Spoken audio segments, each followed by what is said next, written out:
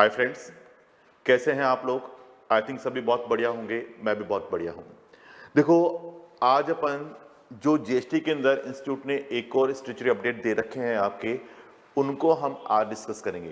पहले जो आपके स्टैट्यूटरी अपडेट यानी अमेंडमेंट्स के नाम से जो दिए हुए थे आपके सिलेबस के अंदर, अपन ने डिस्कस किए थे। आज उसके आगे जो स्टैट्यूटरी अपडेट और दिए गए हैं, आज हम क्लास में उनको डिस्कस करने जा रहे हैं।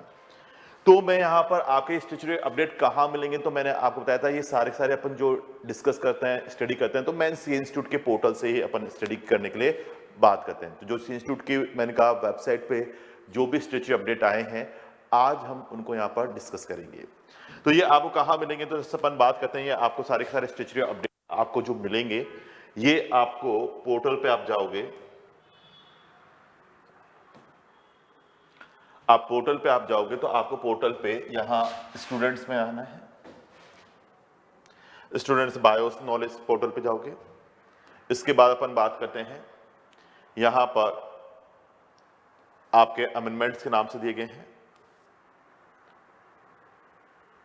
अमेंडमेंट्स, और इसमें इंटरमीडिएट का अपन देख रहे हैं। तो पहले जो अमेंडमेंट और स्टैट्यूटरी अपडेट दिए गए थे वो अपन ने लास्ट लेक्चर में डिस्कस कर लिए थे।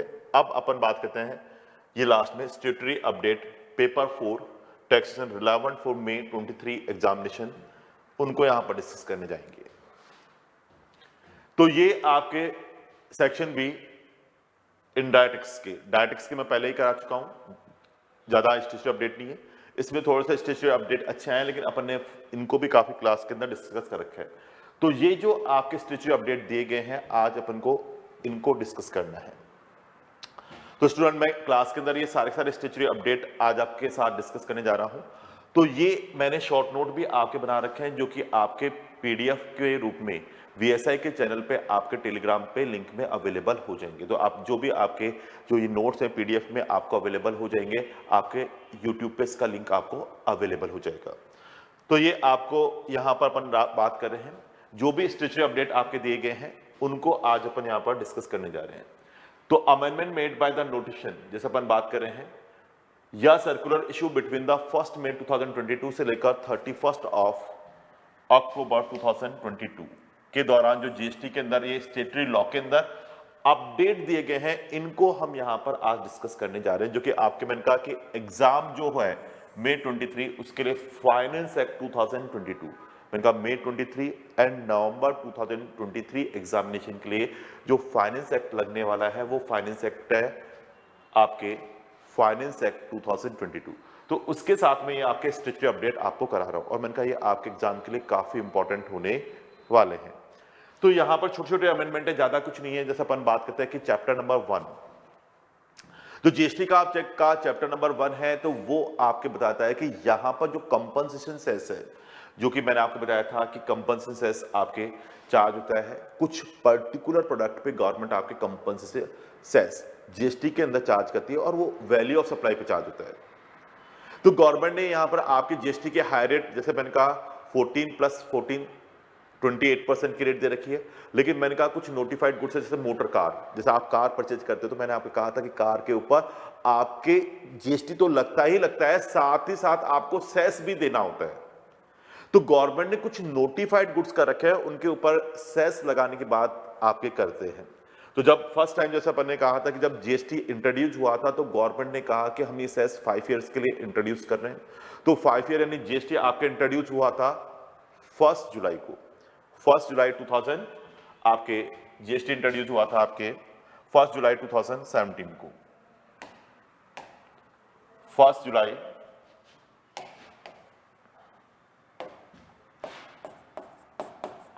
2017 से। तो इन्होंने 5 ईयर के लिए सेस लगाया था। तो इट्स मींस आपके 5 ईयर कब कंप्लीट हो रहे हैं? 30 जून 2022 को ये कंप्लीट हो जाना चाहिए था, लेकिन ये टाइमिंग कंप्लीट हो गया। लेकिन अभी जैसा गवर्नमेंट कहती है कि नहीं, अभी हमारे पास रेवेन्यू का और अभी शॉर्टेज है, अभी हमें और प्रॉब्लम्स आ रही हैं। तो ऐसे केस में गवर्नमेंट ने कहा कि यहां पर जो आपकी जीएसटी के अंदर सेस जो इंट्रोड्यूस कराया था, उसको हम एक्सटेंड कर देते हैं आगे के 5 ईयर्स के लिए। तो अभी ये सेस बढ़ाकर गवर्नमेंट ने इसको एक्सटेंड कर दिया है 31 मार्च 2026 तक आपके सेस आपकी गवर्नमेंट लेवी करती रहेगी। तो levy and collection of GST compensation cess, जैसे अपन बात करते हैं जीएसटी कंपनसेशन सेस, तो इसका लेवी और कलेक्शन की बात हो रही है, एक्सटेंड टिल 31 मार्च 2026 तक आपने कर दिया। तो ये टाइमिंग 30 जून 2022 था, जिसको आपके क्या है एंड हो जाता था, 5 ईयर का टाइमिंग आपके कंप्लीट हो रहा था। लेकिन गवर्नमेंट ने ये बढ़ाकर आपके कहां तक कर दिया गया है, आपके टाइमिंग बढ़ाकर सीधे सीधे कहां तक दे दिया है, 31 मार्च 2026 तक आपके अभी इसको एक्सटेंशन दे दिया, यानी अभी 31 मार्च 2026 तक आपके जीएसटी कंपनसेशन सेस आपके ऊपर लेवी होता रहेगा। तो गवर्नमेंट ने जैसे भी मैंने कहा कि अपने रेवेन्यू को बढ़ाने के लिए सेस लगा रखा था, जैसे मोटर कार आप परचेज करते तो मैंने कहा 28% तो क्या रहता है जीएसटी, 14% सीजीएसटी होता है और उसपे 14% एसजीएसटी होता है। और उसके अलावा हर स्टेट गवर्नमेंट अपने हिसाब से उसको सेस को डिसाइड करते हुए सेस उस पर चार्ज करती है। तो यहां पर मैंने कहा कि आपके जो सेस लग रहा है तो उसका टाइमिंग अब बढ़ाकर कहां तक हो गया है, 31 मार्च 2026 तक ये सेस आपके ऊपर लेवी होता रहेगा, यानी आगे उसको एक्सटेंड कर दिया गया है, ये उन्होंने बताया गया। आई थिंक इसमें ज्यादा कुछ इंपॉर्टेंट नहीं है, सेस का क्राइटेरिया है, तो अभी आपके सेस कंटिन्यू लग रहा है और कब तक लगता रहेगा, 31 मार्च 2026 तक।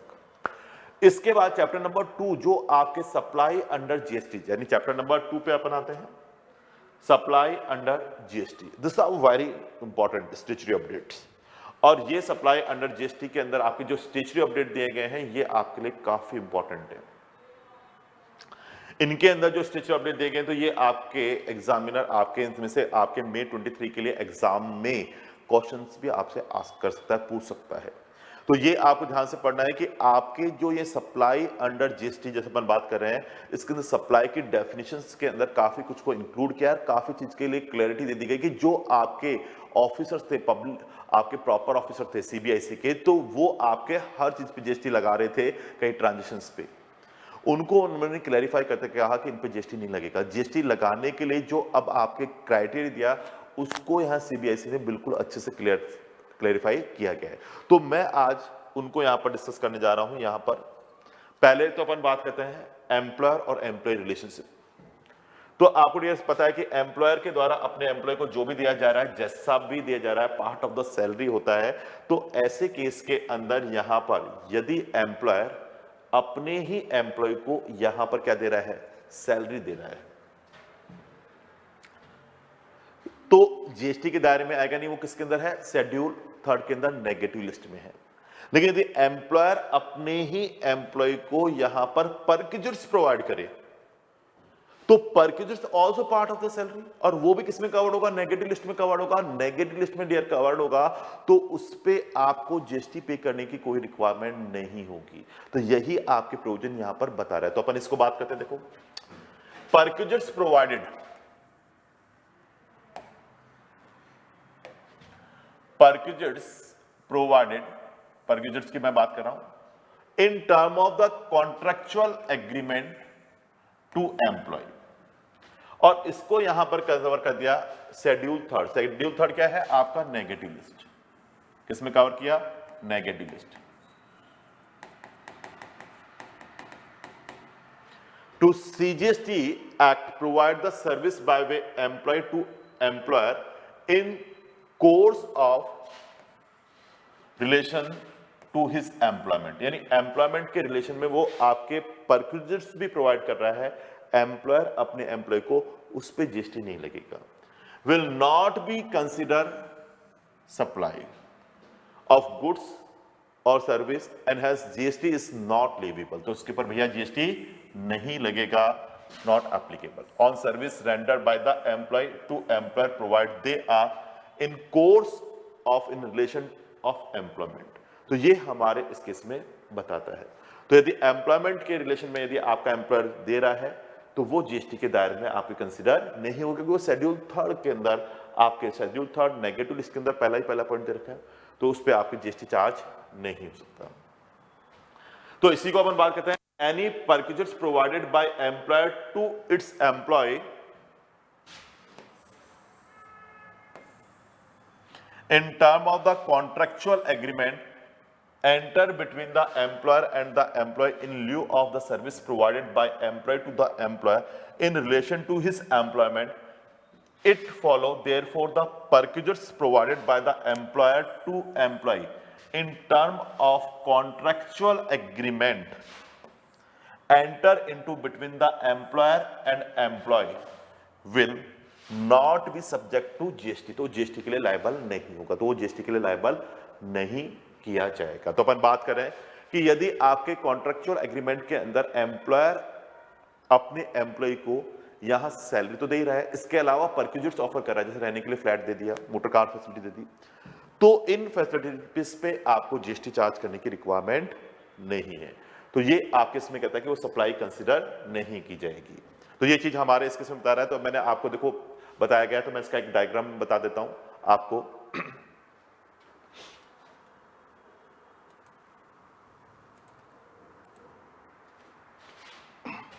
तो देखो अपन स्टूडेंट बात करते हैं, ये मैंने डायग्राम बनाया है कि ये आपका एम्प्लॉयर है, कंपनी है एम्प्लॉयर, और यहां इन दोनों के बीच में एम्प्लॉयर और एम्प्लॉय रिलेशनशिप है।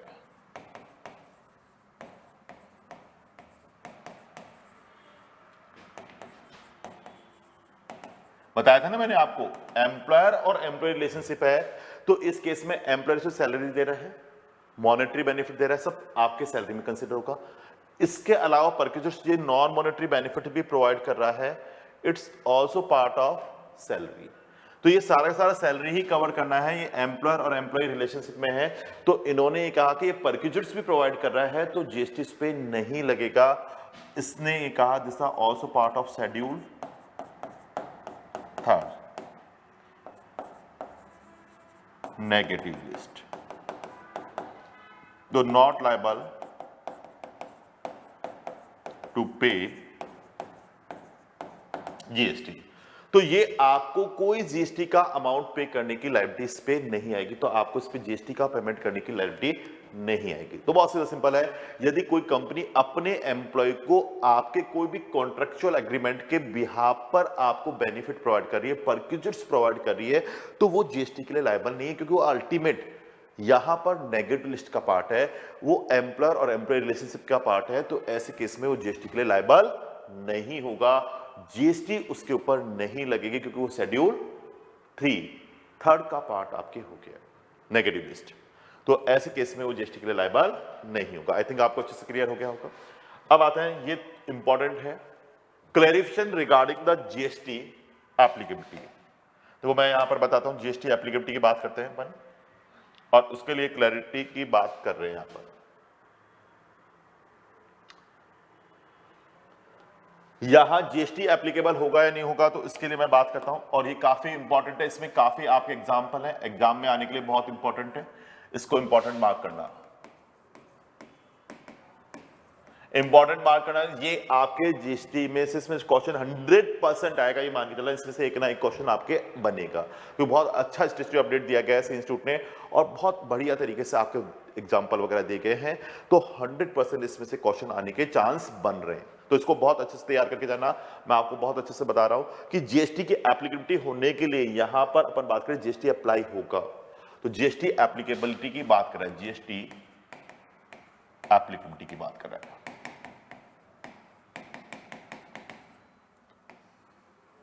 जीएसटी एप्लीकेबिलिटी की बात कर रहा है। और जीएसटी एप्लीकेबिलिटी के लिए उन्होंने कहा कि यदि आपके पास पहले से कोई कॉन्ट्रैक्ट है, पहले से आपके पास क्या है, कॉन्ट्रैक्ट है, आप उस कॉन्ट्रैक्ट के बिहाफ पर एग्री हो उस काम को करने के लिए, चाहे वो रिफ्रेम कर रहे हो, चाहे आप अपने आप को टॉलरेट कर रहे हो, आप परेशान हो रहे हो लेकिन फिर भी उसके लिए पैसा ले रहे हो, और या फिर टू एन एक्ट के अंदर काम कर रहे हो, तो वो आपके लिए सप्लाई कंसीडर हो जाएगी, वो आपके सप्लाई कंसीडर हो जाएगी। समझते हैं अपन, जीएसटी अप्लाई करने के लिए उन्होंने कहा क्या, एग्री, सबसे पहले तो एग्री होना चाहिए, सामने वाली पार्टी एग्री होनी चाहिए इस चीज के लिए कि वो अपने आप को रिफ्रेम करेगा, टॉलरेट करेगा या डू करेगा। तो ऐसे केस में वो आपके जीएसटी के लिए लायबिलिटी के लिए बताता है। तो ये बहुत इंपॉर्टेंट चेंज है, इसमें से एग्जाम में क्वेश्चन आएगा, एग्जाम के लिए बहुत इंपॉर्टेंट है, एग्जाम के लिए इंपॉर्टेंट फॉर एग्जाम, इसमें से क्वेश्चन बनेगा। तो ये कह रहा है कि agreeing to obligation to refrain from an act, tolerant और डू एन एक्ट, ये आपको तीन चीजों पे देखना है और इनको यहां पर जीएसटी के लिए सप्लाई कंसीडर करने की बात कहता है। तो ये agreeing to the obligation to refrain from an act, refrain, tolerate an act और डू एन एक्ट, ये इसमें से वर्ड लेने हैं।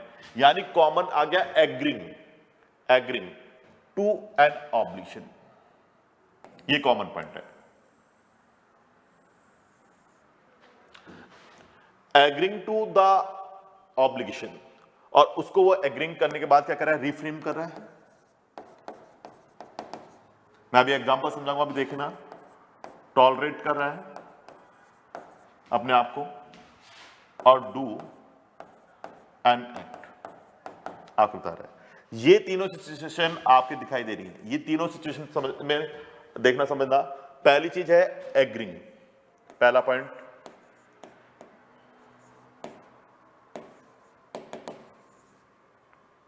एग्रीइंग, और दूसरी कंडीशन है ये रीफ्रेम, टॉलरेंट और डू एन एक्ट, और कंसीडरेशन ले रहा है। इसके लिए क्या ले रहा है, वो कंसीडरेशन ले रहा है।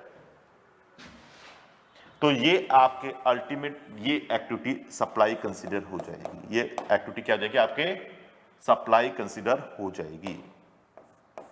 इसमें कंसीडरेशन है, इनके लिए पैसा लिया जा रहा है, तो हमें इन्हें सप्लाई मानना है। क्या मानेंगे हम, इसको सप्लाई मानेंगे, और सप्लाई मानते हैं we are liable to pay GST.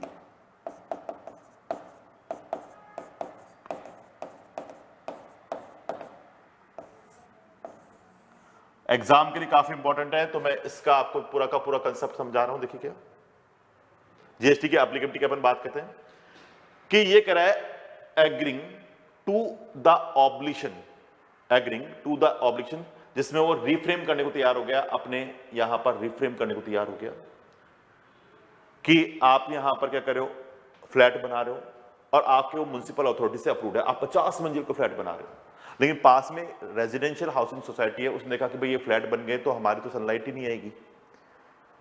तो वो बिल्डर के पास गए कि सर आप 50 मंजिल फ्लैट मत बनाओ, 20 मंजिल बना लो, 30 मंजिल मत बनाओ। उसने कहा भाई मेरे पास गवर्नमेंट से क्या है, अथॉरिटी है, मैं तो बनाऊंगा।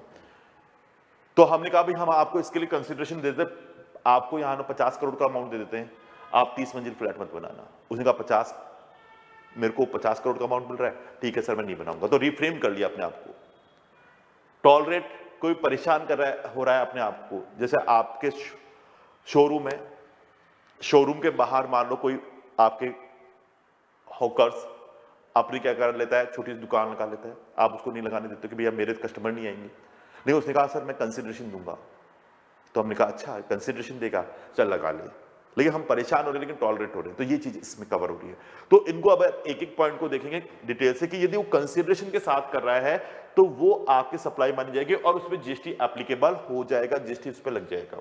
समझना कैसे, ये आपके यहां पर जीएसटी चार्ज करने के लिए पहले एग्जांपल से पहले मैं कंडीशंस पे आता हूं, और एक कंडीशंस आपके लॉ में दे रखे हैं। एक एक बात को अपन देखते हैं। ये तीनों एक्टिविटी, 3 एक्टिविटी अपन बात करें, 3 एक्टिविटी ये अभी अपन ने बात किया, रिफ्रेम, टॉलरेट और do an act, must comply the following conditions. पहली कंडीशन क्या कहता है, there must be an express implied agreement और कॉन्ट्रैक्ट होना चाहिए। एग्रीइंग यानी कॉन्ट्रैक्ट होना चाहिए। पहली कंडीशन क्या है, कॉन्ट्रैक्ट होना चाहिए। दूसरा, उसके साथ यहां पर कंसिडरेशन भी होना चाहिए।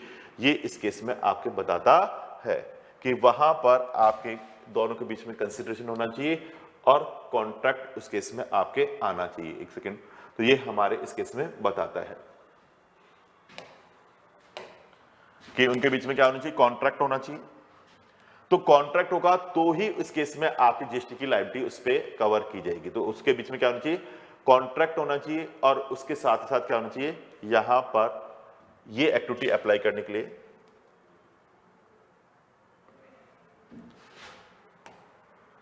कॉन्ट्रैक्ट होना चाहिए।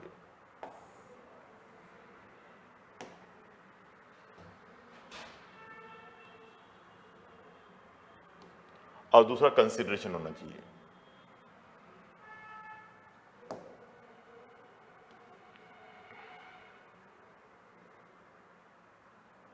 ये 2 कंडीशंस उसमें दिखाई देनी चाहिए, सीधे सीधे 2 कंडीशंस आपको दिखाई देनी चाहिए।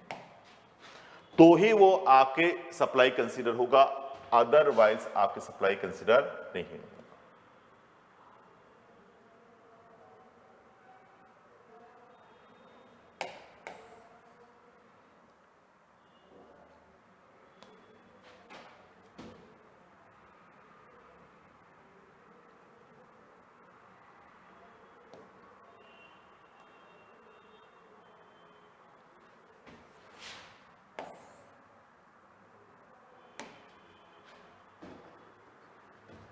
यानी इन तीनों कंडीशंस के लिए एप्लीकेबिलिटी के लिए आपको बताता है कंडीशंस।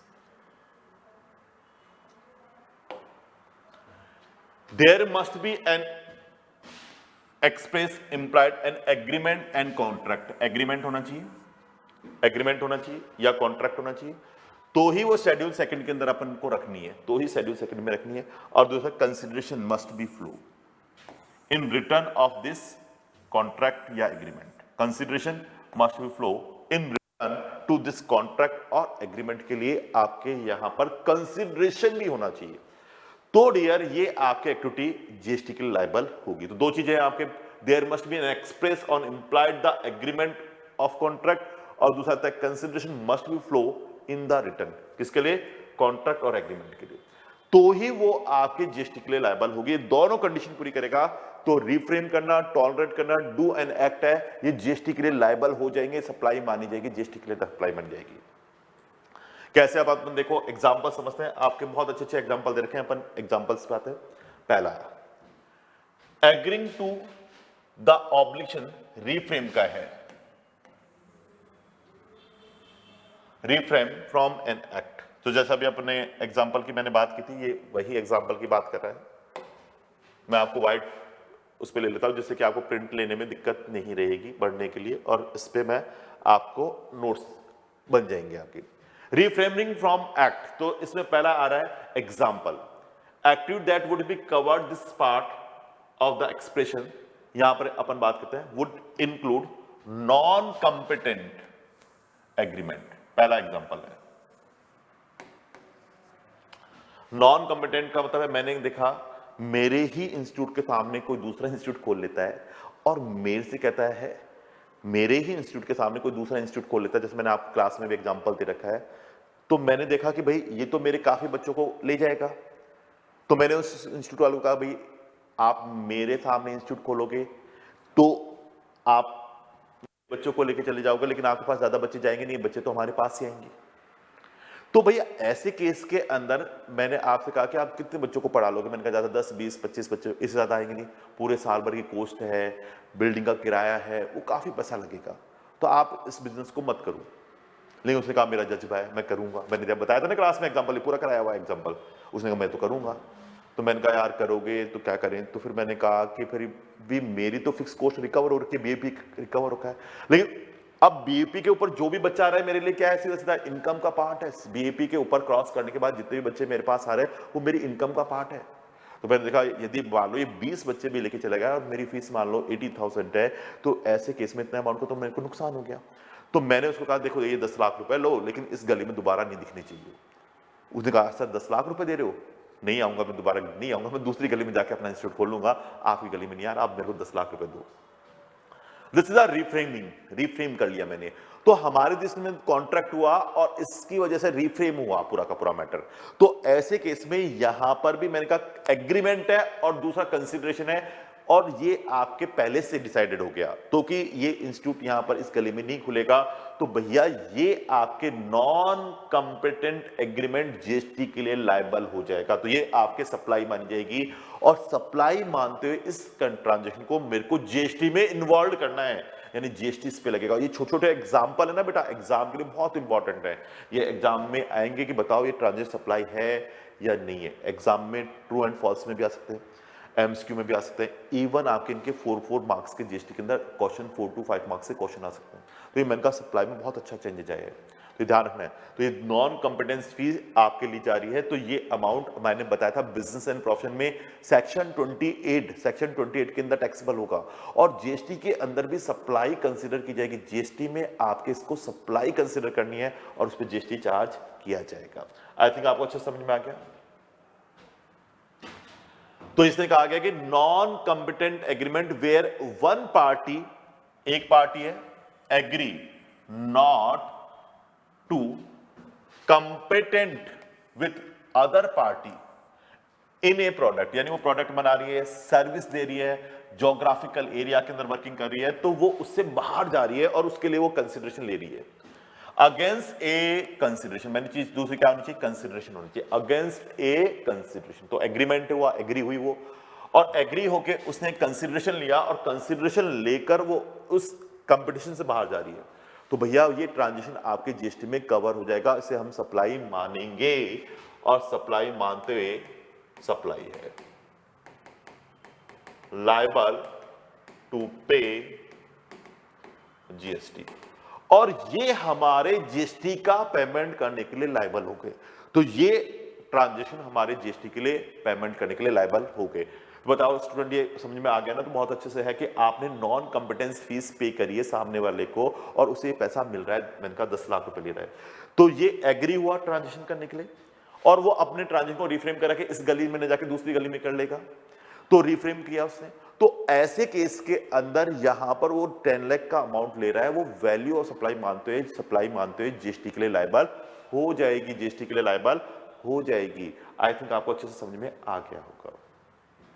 तो नॉन कॉम्पिटेंट के लिए वो एग्री हो रहा है, और एग्री होने के बाद वन पार्टी एग्री, पहली चीज एग्री, और उसके लिए कंसिडरेशन, दोनों चीज कंडीशन पूरी हो गई, तो ऐसे केस में ये सप्लाई मानी जाएगी और इसको सप्लाई मानते हुए जीएसटी इस पे लगानी है।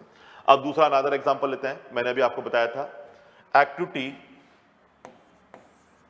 Would be builder reframing from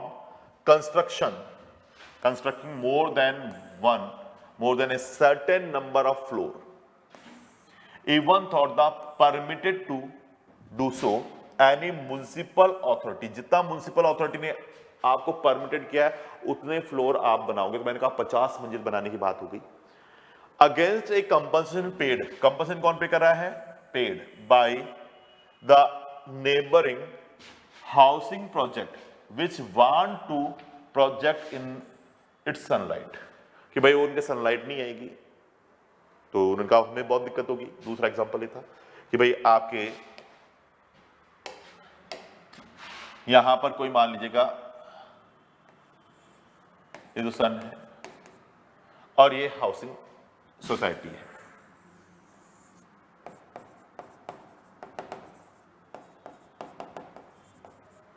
अब इसके पास कोई बिल्डर आके कहता है मैं 50 मंजिल की बिल्डिंग बना दूंगा, 50 फ्लोर की बड़ी बिल्डिंग बनाएगा, और ये अप्रूव्ड किससे है, अप्रूव्ड बाय म्युनिसिपल डिपार्टमेंट।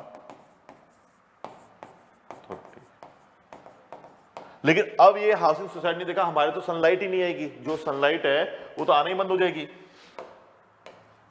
अब सनलाइट है जो सनलाइट तो आएगी नहीं,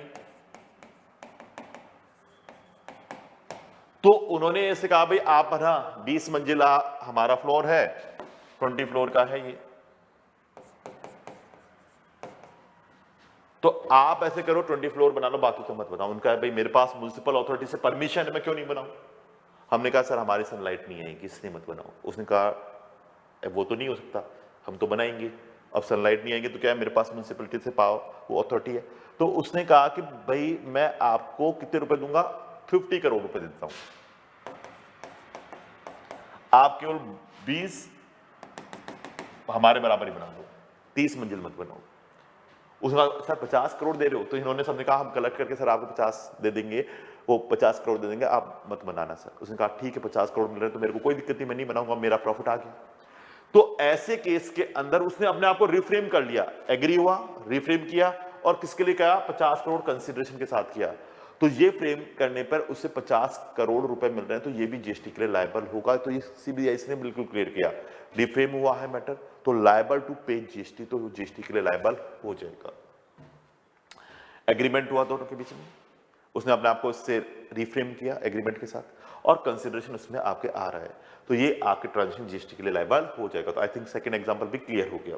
थर्ड आता है, थर्ड पे third example, an industrial unit refrained from manufacturing activity during the certain hours against an agreed compensation paid by neighboring school, which want to avoid noise during those hours.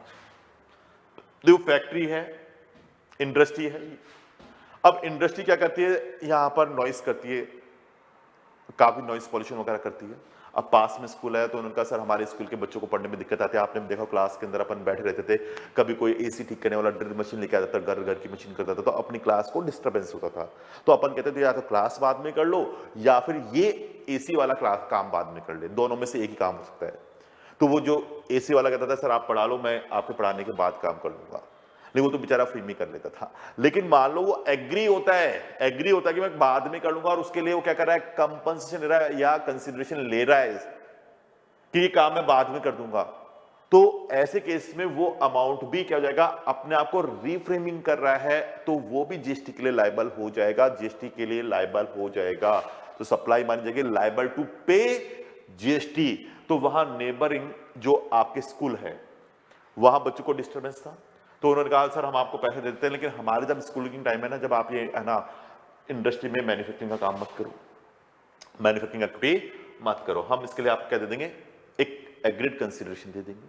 वो तैयार हो गया और उसने अपने क्या कर दिया, जब स्कूल का टाइम था जो उनके बीच में डिसाइडेड हुआ था, उसमें सर्टेन आवर्स में an agreed compulsion paid by the neighbouring school और which want to avoid noise during the hours. उस आवर्स के दौरान उसने वो क्या कर दिया, नॉइस को अवॉइड करने की बात को बता दिया, अवॉइड कर रहा है, तो इसके लिए कंसिडरेशन ले रहा है, तो liable to pay GST, liable to pay GST. I think आपको अच्छे से समझ में आ गया होगा। तो पहला आ गया कि agreeing to the obligation to refrain the act, refrain from an act, तो समझ में आ गया होगा, रिफ्रेम कर रहा है अपने आप को किसके लिए, एग्रीड कंसिडरेशन के लिए, दोनों में एग्रीमेंट हुआ, तो ये फिर जीएसटी के लिए लायबल है। क्लियर है स्टूडेंट? ओके। अब आता हूं मैं नेक्स्ट आगे, टॉलरेंट, अपने आप को टॉलरेट करने की बात कर रहा है, तो ये भी आपके टॉलरेट हो रहा है, तो भी आपके मैंने कहा जीएसटी के लिए लायबल होगा। इसको भी अपन समझते हैं, agreeing to the obligation to tolerate an act और ए सिचुएशन। तो यहां पर ये कह रहा है कि जैसे मैंने कहा कि अपने वीएसआई के बाहर मैंने कहा कि पार्किंग की बहुत दिक्कत आती है, तो मैंने कहा कि कोई भी पार्किंग लगाता है तो अपन काफी दिक्कत करते हैं, तो वहां गार्ड उसको मना करता है। तो ऐसे ही केस में मान लो वीएसआई के बाहर या कोई शोरूम के बाहर, मान लो शोरूम ले लेते हैं, तो वीएसआई के बाहर ही ले लो अपने एग्जांपल में, कि वीएसआई के बाहर एक पोए का ठेला लगाता है, तो पोए का ठेला लगाता है तो वो किसी के घर के बाहर लगाता है। अब घर के बाहर लगाता है तो वो क्या है, आपने देखा घर के बाहर लगाता है तो जो पड़ोसी है वो कहता है कि नहीं नहीं मेरे आगे ठेला मत लगाओ, जबकि जमीन मेरी नहीं है, लेकिन वो उसको खड़ा नहीं होने देता। वो कहता है कि भाई मुझे अच्छा नहीं लगता, मुझे परेशानी होती है, मेरे क्या है कि रिश्तेदार वगैरह आते हैं उनको गाड़ी पार्किंग की दिक्कत आती है, फिर भीड़ लग जाती है, मुझे ये है वो है, काफी वो कहता है, आपने भी देखा होगा। लेकिन फिर उसने कहा कि सर मेरा चलता ही वीएसआई के स्टूडेंट की वजह से है, तो यहां पर और कहीं जगह होगा तो वीएसआई के स्टूडेंट मिलेंगे नहीं, स्टूडेंट नहीं मिलेंगे तो मेरा खर्चा नहीं चलेगा, तो प्लीज मुझे आप यहां आपके घर के पास में जगह खाली है, इस पे मेरा ठेला लगा लेने दो, मैं आपको कुछ पैसा दे दूंगा। तो जैसे वो मकान मालिक देता है कुछ पैसा दे देगा, तो कहता है कि हाँ हाँ क्या कह रहे हो, तो उसने कहा भाई मैं सर पैसा दे दूंगा आपको 10,000 रुपए महीना, लेकिन मेरे ठेले को सर प्लीज आपके यहाँ लगाने दो, जिससे कि वीएसआई के स्टूडेंट जब आपके फ्री होते हैं तो यहाँ मेरे को खा लेंगे और मुझे इनकम हो जाएगी, बाकी की और जगह तो इतने अच्छे बच्चे मिलेंगे नहीं। तो उसने कहा अच्छा 10,000 रुपए दोगे तो मैं परेशान हो लूंगा, कोई दिक्कत नहीं है, आप ठेला लगाओ, मेरा पड़ोसी आएगा कहीं और दूसरी जगह, मेरा क्या है जो रिश्तेदार आएगा और किसी के सामने गाड़ी पार्क लगा लेगा और कहीं से आ जाएगा, लेकिन आप लगा लो, मुझे 10,000 रुपए देना। जमीन मेरी नहीं है, किसकी, गवर्नमेंट की है, लेकिन मैंने टॉलरेट कर लिया, अपने आप को सह लिया कि यदि वो मुझे पैसा दे रहा है, कंसिडरेशन दे रहा है, तो मैं यहां पर क्या कर रहा हूं, उसे अलाउ कर रहा हूं, मैं उसे अलाउ कर रहा हूं कि भाई लगा ले, कोई इश्यू नहीं है, मुझे कहां फर्क पड़ने वाला है भाई, मुझे तो पैसा मिल रहा है, तो मैंने अपने आप को टॉलरेट कर लिया कि पैसा मिल रहा है, तो मैंने कहा ठीक है लगा ले भैया, लगा ले, कोई दिक्कत नहीं है। तो यही एग्जांपल आपके दे रखा है, मैंने कहा इंस्टीट्यूट में आ सकता है क्योंकि इंस्टीट्यूट के एग्जाम में दे रखा है, तो अपन यहां पर अपन बात करते हैं किस तरह से दे रखा है। Include the activity which the a shopkeeper के नाम से दे रखा है उसने एक shopkeeper allow a hawker to operate from a common in front of his shop, अपने शॉप के फ्रंट में अगेंस्ट ए मंथली पेमेंट, मैंने कहा 10,000 रुपए देने के लिए उसने बोल दिया, monthly consideration by the hawker, तो ऐसे केस में जीएसटी के लिए लायबल हो जाएगा। तो ये एक्टिविटी भी आपके क्या हो रहा है, जीएसटी के लिए लायबल हो जाएगी। पहला एग्जांपल क्लियर हो गया। दूसरा एक और एग्जांपल दे दिया, RWA tolerate use of loud speaker for early morning prayer by school located in the colony subject to the school paying an agreed sum to RWA compensation। अब आप देखो सुबह सुबह की नींद बहुत अच्छी आती है, और आपने देखा कि पड़ोस में स्कूल है और वो बच्चों को अच्छे प्रेयर कराते हैं, अच्छे बच्चों को तो प्रेयर कराते हैं, बहुत अच्छी जरूरी है, लेकिन प्रेयर कराने से क्या है कि काफी नॉइस वगैरह होती है और उससे क्या होता है कि अड़ोसी पड़ोसी के मकान में वो सोते हुए उठ जाते हैं। वो कहते हैं भाई हम रात भर काम करते हैं 12-1 बजे तक, रात भर नींद नहीं आती और सुबह अच्छा मौसम है, बहुत अच्छी नींद आती है और उसी टाइम आप अपने लाउड स्पीकर बजा देते हो, तो ये अच्छा नहीं है, आप ऐसा मत किया करो। तो स्कूल ने कहा कि ठीक है सर, अब क्या करें, प्रेयर तो करानी पड़ेगी बच्चों को, हम आपको कुछ कंसिडरेशन दे देते हैं और ये कंसिडरेशन आपको दे देते हैं, थोड़ा सा आप टॉलरेट हो लो, कोई दिक्कत नहीं है। तो हमने उनको 5 लाख रुपए दे दिया, स्कूल ने उनको 5 लाख रुपए दे दिया अड़ोस पड़ोस वालों को। उनका सर 5 लाख रुपए दे रहे, कोई दिक्कत नहीं, आप बजाओ, बच्चों को अच्छा पढ़ाओ, कोई दिक्कत है, हम कानों में रुई लगा लेंगे और सो लेंगे, कोई दिक्कत नहीं, हम अब अपने आप को टॉलरेट कर लेंगे, और इस टॉलरेशन पे हमें जीएसटी देना पड़ेगा, क्योंकि again this the tolerate an act. तो ये भी आपकी क्या बन जाएगी, सप्लाई, और क्या जगह लायबल टू पे जीएसटी। और भैया ये जीएसटी के लिए लायबल हो जाएगी जैसे ही वो कहता है कि हम अपने आप को टॉलरेट कर लेंगे, तो एग्री हुआ वो पर्सन किसके साथ, कंसिडरेशन के साथ। तो ऐसे केस में गवर्नमेंट को भी इस पे जीएसटी पे करने की रिक्वायरमेंट आपको आ जाएगी और आपको उस पे जीएसटी का पेमेंट करने की रिक्वायरमेंट आ जाएगी। तो आई थिंक ये सेकंड पॉइंट भी आपको अच्छे से क्लियर हो गया होगा। तो सेकंड पॉइंट भी आपको अच्छे से क्लियर हो गया होगा। थर्ड आते हैं अपन, do an act. So these are also part of the supply. Do an act. This would include the case where an industrial unit agreed to install equipment for zero emissions discharge at best of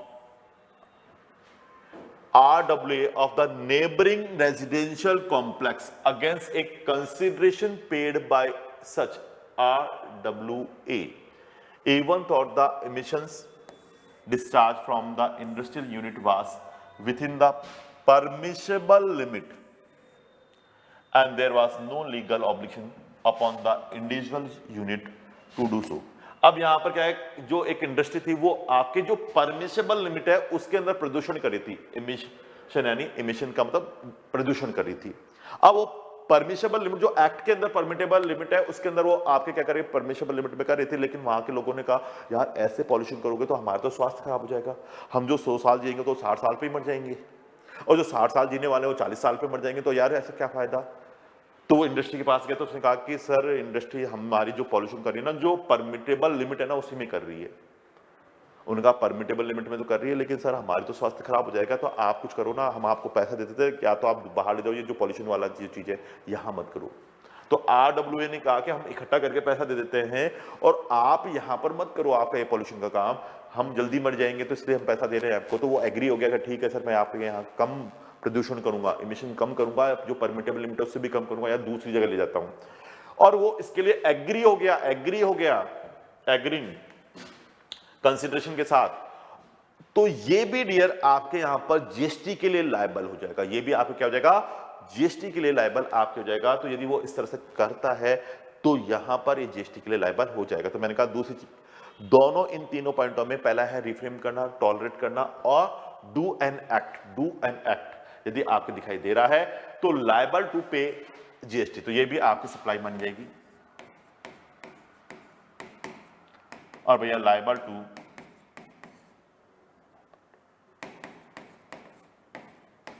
GST, और वो आपके GST का payment करने के लिए liable हो जाएगा, वो आपके जीएसटी का पेमेंट करने के लिए लायबल हो जाएगा।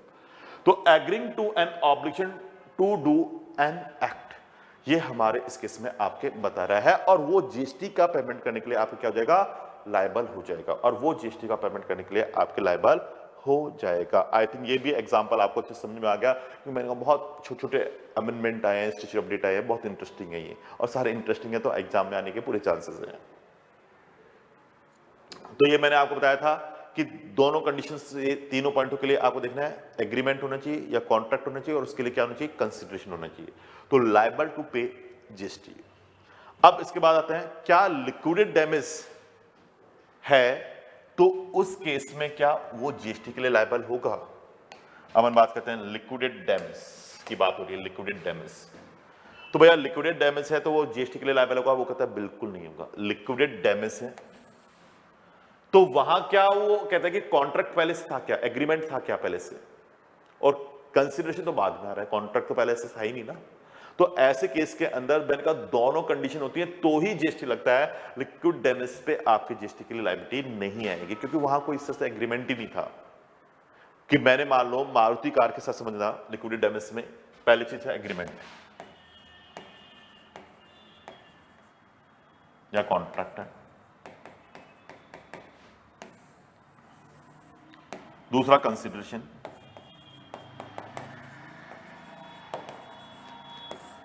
और वो तीन चीजों के साथ होनी चाहिए कि वो अपने आप को रिफ्रेम कर रहा है, टॉलरेट कर रहा है और डू कर रहा है, तो ही आपके जीएसटी के लिए लायबल आपके होता है कि वो अपने आप को रिफ्रेम कर रहा हो या टॉलरेट कर रहा हो या डू एन एक्ट कर रहा हो, तो वो जीएसटी के लिए लायबल है। लेकिन ऐसा इसमें नहीं होता, ये तो हो गया और उसके लिए कंसिडरेशन ले रहा है, तो वो आपके मैंने कहा लिक्विडेड डैमेज जीएसटी के लिए लायबल नहीं होगा, not liable to GST, not is supply, not liable to pay GST. कैसे समझते हैं?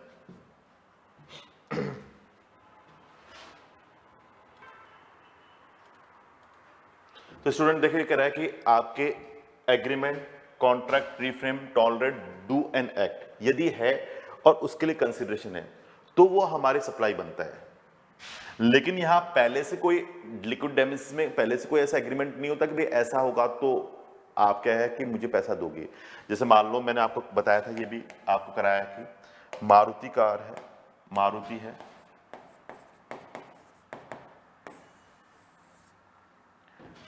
उसका फिएट से एग्रीमेंट है कि 1 लाख इंजन पर मंथ वो बना के किसको देंगे, फिएट मारुति को देगा। फिएट किसको देगा, मारुति को देगा। 1 लाख इंजन बना के फिएट मारुति को देगा। आपने देखा होगा मारुति की कार के अंदर मैंने कहा जितने भी डीजल इंजन आते हैं वो फिएट बनाता है, और फिएट बनाता है तो फिएट मारुति कार की तो गुडविल अच्छी है, तो मैंने कहा कि मारुति कार की गुडविल अच्छी है तो मारुति कार की तो क्या है कि डिमांड बहुत अच्छी है, लेकिन इंजन वो फिएट से खरीदता है। अब उसने कहा कि यदि आप हमें इंजन ही नहीं प्रोवाइड करा पाओगे तो भाई हम सीधे सी बात है ऐसे केस के अंदर कस्टमर को कार नहीं दे पाएंगे, तो हमारा तो नुकसान हो जाएगा ना, गुडविल भी खराब होगी। तो हम आपके ऊपर यदि आप किसी भी महीने ये 1 लाख इंजन नहीं प्रोवाइड पाए तो हम आपके ऊपर 1 करोड़ रुपए क्या कर देंगे, यहाँ पर 1 करोड़ आप क्या लगा देंगे, यहाँ पर कॉन्ट्रैक्ट तोड़ने के लिए पैसा लगा देंगे, ब्रेच ऑफ कॉन्ट्रैक्ट। तो ये ब्रेच ऑफ द कॉन्ट्रैक्ट है तो ये आपकी जीएसटी के लिए लायबल नहीं होगा, क्योंकि यहां पर जो ये 1 करोड़ का अमाउंट मिल रहा है it's not a part of the supply. किसी थोड़ी पता था कि मोदी जी ने लॉकडाउन लगा दिया तो बेचारा इंजन ही नहीं प्रोवाइड करा पाया तो फिएट उसे इंजन कैसे दे देगा। तो ऐसे केस के अंदर वो आपके इंटेंशन पहले से नहीं था उसका, तो ऐसे लिक्विडेड डैमेज के अंदर एग्रीमेंट नहीं था कि भाई ऐसा डैमेज होगा तो मैं उसके लिए टॉलरेट होऊंगा, रिफ्रेम होऊंगा, ऐसा कुछ भी नहीं है। तो ऐसे केस में जीएसटी के लिए लायबल नहीं होगा और इस पे जीएसटी आपके नहीं चार्ज किया जाएगा, तो इस पे आपको जीएसटी चार्ज नहीं होगा। तो अपन यही बात करें, देखो मैं एग्जांपल भी बताता हूं।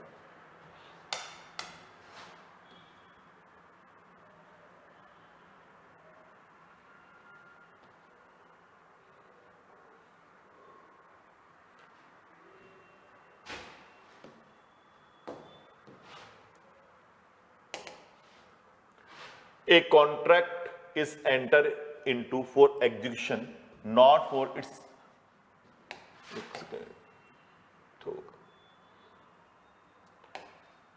not for its brains. The liquidated damage penalty are not desired outcome. पहले से डिजायर थोड़ी थी कि भाई लॉकडाउन लगेगा, उसको पता ही नहीं था ऑफ द कॉन्ट्रैक्ट पर, या पहले से उसका डिजायर इंटेंशन था कि वो ऐसा करेगा और मैं उससे डैमेज लूंगा, पॉसिबल नहीं था। वो प्रॉपर इंजन बना के देगा, प्रॉपर काम करके देगा, क्वालिटी देगा, हम उस पर ये डैमेज नहीं लगा सकते। तो सीबीआईसी ने बिल्कुल क्लियर कहा कि यदि इस तरह से आपके लिक्विडेट डैमेज है तो वो जीएसटी के लिए लायबल नहीं माना जाएगा। तो liquidate damage is an amount paid only to compensate for injury, loss, damage suffered by the aggrieved party due to the breach of the contract.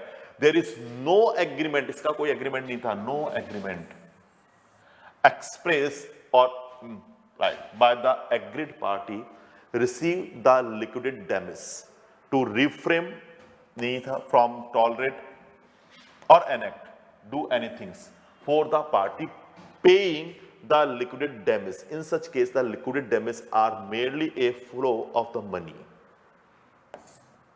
from party who caused breach of the contract,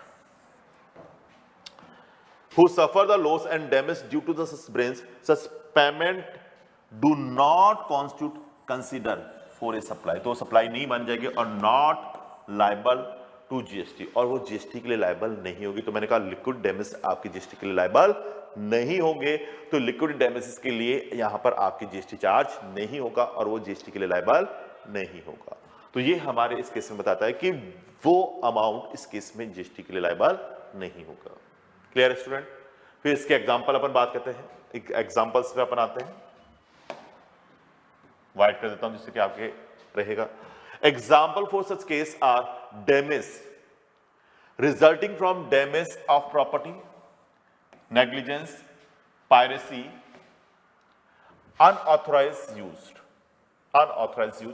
for trade name copyright, penalty stipulated in a contract for delay construction of house, तो आपने कहा कि भाई मेरे को 1 साल के अंदर मकान बना के दे देना, उनका हम 1 साल में मकान बना के दे देंगे, उसने 1 साल में मकान नहीं बना के दिया, हम परेशान हो रहे हैं, हमने उसको फाइन लगा दिया, लिक्विडेट डैमेज लगा दिया।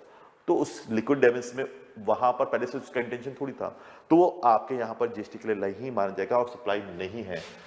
इस तरह से forfeiture of earnest money by a seller in case of breach of an agreement to seller an immovable property by buyer by government or local authority in the event of successful bidder failing to act after winning the bid the allotment of the natural resources। जैसा मैंने आपको बताया कि अपन क्या करते थे, याद करो, मैंने कैपिटल पढ़ाया था, तो कैपिटल के अंदर क्या कहा था कि अपन कोई प्रॉपर्टी खरीदने जाने और प्रॉपर्टी का वैल्यू कितना है, 1 करोड़ का है, 1 करोड़ का। अब 1 करोड़ की प्रॉपर्टी है, अब 1 करोड़ जेब में लिख के थोड़ी जाएंगे, इतना बड़ा अमाउंट मैनेज भी करना पड़ेगा। तो हमने उसे कहा कि भाई हमको आपका मकान पसंद आ गया, ये लो पकड़ो सही के 1 लाख रुपए, बाकी का 99 लाख मैं विद इन द 1 मंथ दे दूंगा। कब दे दूंगा? विद इन द 1 मंथ देकर आपकी प्रॉपर्टी अपने नाम करा लूंगा। उसने कहा ठीक है भैया, लेकिन उसने यहाँ कहा कि यदि 1 महीने में नहीं दिया ना तो मैं आपका क्या है 1 लाख रुपए फॉरफिटेड कर लूंगा, क्योंकि मैं भी तो परेशान होऊंगा।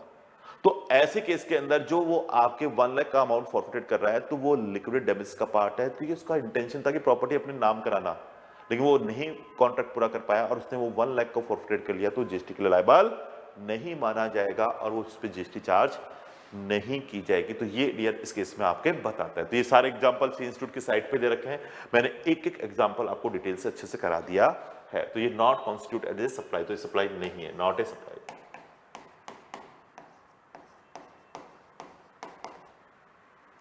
और सप्लाई नहीं तो जीएसटी उस पर अप्लाई भी नहीं होगा।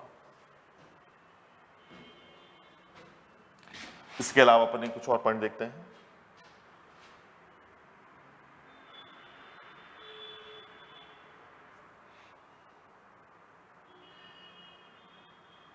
अब आता है, if the payment is merely an event in the course of the performance the agreement and it does not represent the object, as such of the contract, then it cannot be considered consideration and consideration. On the contrary, consideration the following example. A contract may be provided that payment by the recipient of goods or service shall be made before a certain date, and failure to make payment by the due date shall attract the late fee or penalty. अब वो उसके लिए late fee और penalty charge कर रहा है। तो ये लेट फी और पेनल्टी चार्ज कर रहा है, तो आपके मैंने बताया था कि यदि कोई सर से टाइम से पेमेंट नहीं कर पा रहा है तो इसके लिए हम लेट फी या पेनल्टी चार्ज करें, तो उसके लिए यहाँ पर अपन कंसिडरेशन के लिए आपको बता रहा है किस तरह से ट्रीट की जाएगी। ये कॉन्ट्री आपके कंसिडरेशन की बात कर रहा है।